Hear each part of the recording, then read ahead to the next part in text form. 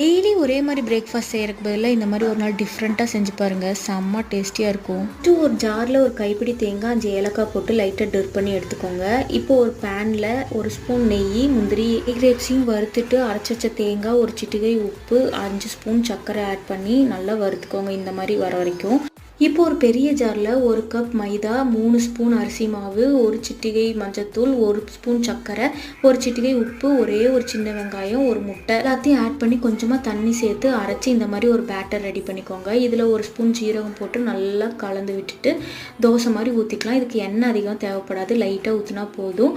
இப்போ 2 பக்கம் திருப்பி போட்டு அதை ஒரு தட்டில் வச்சுட்டு நம்ம ஆல்ரெடி ரெடி பண்ணி வச்சுருந்த தேங்காவை தோசைக்குள்ளே வச்சு இந்த மாதிரி ஃபோல்டு பண்ணி சாப்பிட்டு பாருங்கள், செம்ம டேஸ்டியாக இருக்கும். கண்டிப்பாக வீட்டில் ட்ரை பண்ணி பார்த்து எப்படி இருந்துச்சுன்னு எனக்கு கமெண்ட்டில் சொல்லுங்கள். மறுபடியும் ஒரு புது டிஷ்ஷோட அடுத்த வீடியோவில் உங்களை சந்திக்கிறேன். நம்ம சேனலை மறக்காமல் சப்ஸ்கிரைப் பண்ணிடுங்க. டாட்டா, பாய்.